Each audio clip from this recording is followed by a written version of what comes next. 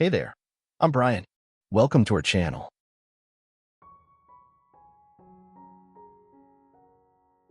Divorce finalized after my 42M wife, 38F, cheated multiple times. This has been a long, heartbreaking, emasculated process. I, 42M, married my wife, 38F, 5 years ago. It hadn't been smooth sailing up to that point, though. We dated on and off for about 4 years. She had addiction problems which lead to infidelity on a few occasions. Once I caught her upstairs at a party in the act. I was so embarrassed I just left. She begged for another chance. I loved her and knew she wasn't herself. She got into a program and got sober. Things were beautiful. Our relationship was strong and we got married. First year of our marriage was perfect. Second year, not so much. A lot of bickering, but nothing I didn't think we could work through. Third year is when things got bad. She got drunk and cheated on me with a friend of mine. Obviously, this hurt me deeply, but she begged for forgiveness. I knew she had been drinking and convinced myself that's the only reason it happened. I wanted my marriage to work. So I forgave her under the condition that she wouldn't touch alcohol. Things went well for a bit, but I began to hear rumors at work. We worked at the same company.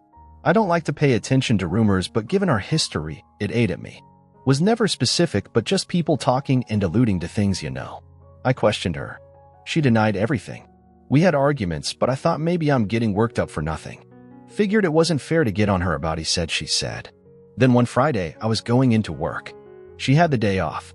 I was gone a couple hours, but ended up getting sent home early. I get home, and there's a random truck in our driveway. I go inside, and I know what I hear, but I'm in disbelief. Thumping, squeaky, and moaning.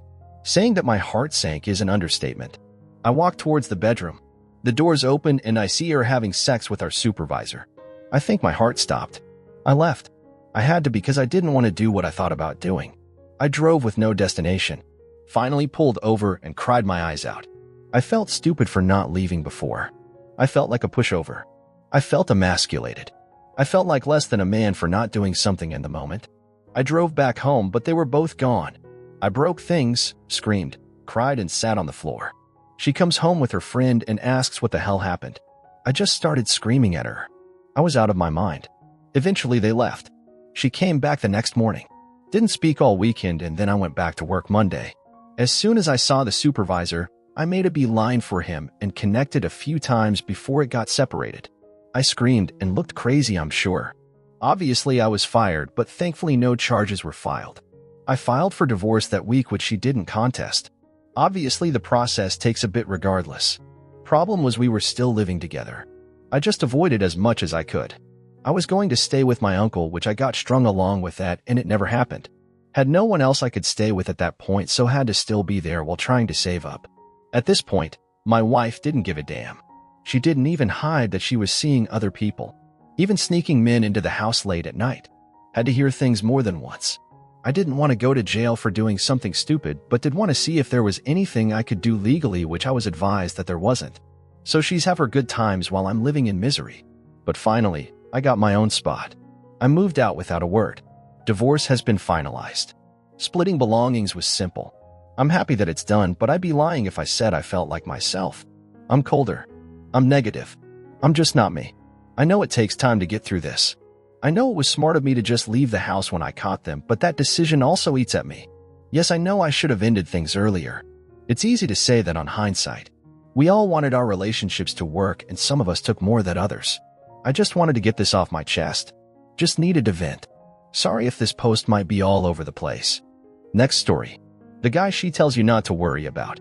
I, 32, abandoned my girlfriend, 27, in the city after she repeatedly broke my trust. Counting this relationship, my last 3 relationships have ended in me being cheated on. We had been together 8 months and had been planning a trip to a convention together.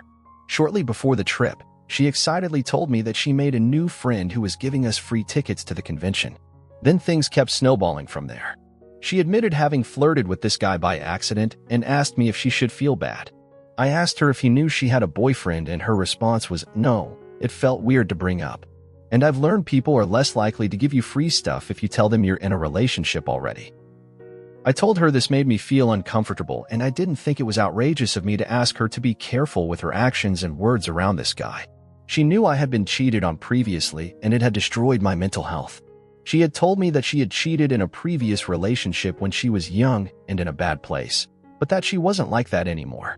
She seemed to understand my reservations about this guy that she couldn't help laying out in front of me. At the time, I hoped it was just her being transparent. So we finally get to the day of the convention, and she makes a beeline to her new friend and spends 90% of her time by his side. I see whispering together and shoulder rubs and giggling and all kinds of things that make me uncomfortable, but I keep it to myself until we're alone. At one point, I tried to go hold her hand, something we like to do often, and she pushed it away and said, "Not right now.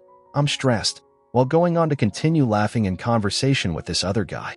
At the end of the day, we're alone and I say, "Look, I really don't like how I'm being ignored for this guy you just met. I feel like you're crossing boundaries here that hurt me a lot, and I just want to reassert that this hurts me and give you a chance to stop. I don't like this guy, and I don't like the extra attention you're giving him." Her responses were, "I'm not cheating on you. You can be his friend too. Just try to talk more to him. And I feel like you're targeting how I'm treating a friend because you've been cheated on before." I held firm. "I don't like it, and I hope you take my feelings here seriously." Early next morning, she picked up her phone and was typing away. I pretending to keep my eyes closed and sleep, but I could see she was texting this guy, saying how we had a fight. She felt stressed, worthless, scared. Meanwhile, the guy fed her positive affirmations about how special she was and how he liked her. My stomach kept sinking the more I caught out of the corner of my half-closed eyes until I had enough. I said good morning, and she rolled over on her side to face the phone away and started talking about how she was texting her coworkers. I gave her a weird look and she said, "My back hurts. You think I'm trying to hide something because I wanted to roll over to where my back was comfortable? You were texting his name." "No, I wasn't. I just told you who I was texting. You're targeting me again." My eyes widened. I sat up and cast a 1,000-mile stare through the wall ahead of me. "Why would you lie about that? I was watching you texting him." She had a small mental breakdown and began begging with me. "I'm so sorry. I'll never do it again. I felt like you were targeting me with him. He's just a friend, and I don't want you to think anything else." Still, we made up and went back to the convention where she again made a beeline for this guy and wandered around buying him things. At the end of the day, I told her I was going back to the hotel room, and she said she was going to go out with the guy for drinks and I was welcome to come along, and that she might stay at his hotel room. I said, "Nah, I'm good, goodbye." That goodbye was the last time I saw her. I went and packed my stuff and drove back home several hours away. At 5 a.m. in the morning, she realized I had left and called me freaking out that I abandoned her. I told her to enjoy the rest of her trip, but there was nothing else in it for me, and that all her stuff was still in the room her ex-boyfriend, me, had paid for. I also told her if she critically needed a ride home, I'd pick her up, not as her boyfriend, but only out of necessity. Her new friend would likely be able to drive her anyway. Here she bashed me for abandoning my girlfriend with no place to go. I listened to a lot of crying and begging but held firm. I've seen this story play out several times before. I no longer cared. It's hard to describe how I feel now. It's very hard to trust people without expecting hidden motives or something beyond my vision happening that would hurt me. I feel like I was right in finally putting my foot down, and every close friend I talked to about this told me I did the right thing and shouldn't have put up with that activity. But still, sometimes I have nagging questions about if I overreacted or if I was too sensitive. Like, if there's some way I could have done better, if I was an asshole somehow, let me know, right? I like reading these stories because seeing what other people have gone through gives me clarity during the times I was recovering after being cheated on. Hopefully this story can do the same for someone.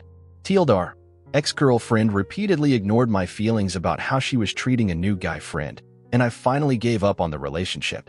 A few things I think I should clarify. This happened a few months ago. That whole event was so weird that it's definitely stuck with me a while, and I felt like I needed to share it. I'm still processing parts of it, but writing it down and seeing everyone's replies has helped. I'll share more details now because I've been asked to update. After my ex found out I had left, she stopped messaging me and calling for a few days while she stayed with the new guy to finish off the convention we had gone to. When she reached out later, she said she begged all of her friends to give her money for an Uber and paid Uber to drive her maybe 2 hours to get her car. I don't even know if I buy that story after everything else, but it's what she claimed.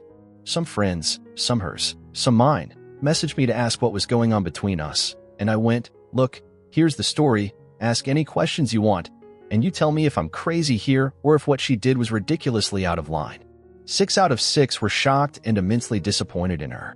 After she got back home, several days later, she begged me to talk to her and explain what happened and what was wrong.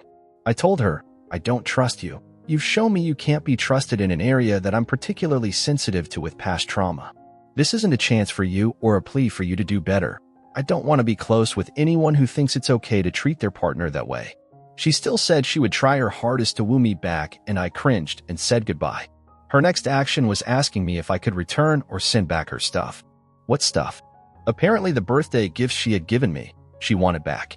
I briefly considered how they were the only birthday gifts I had been given by anyone this year, exhaled air through my nose, and said I'd send them back through FedEx. I hate FedEx. I sent something to someone I had a very, very low opinion of, and I chose FedEx.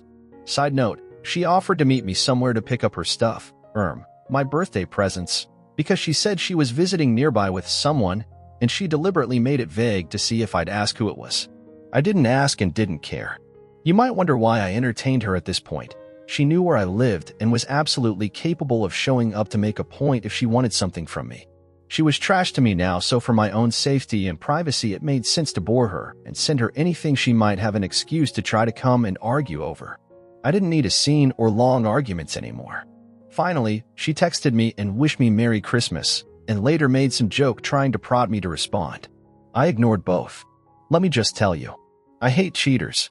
I've had people say, "Wow, you have really bad luck," but it makes me wonder if the majority of people are like this deep down. My faith and trust in other people was already pretty bad, but it's been abysmal this season.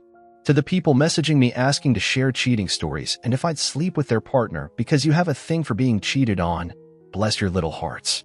I get the feeling you don't quite understand how I feel about cheating. To everyone else, again, thank you for your words, kind and tough, honest feelings and affirmations.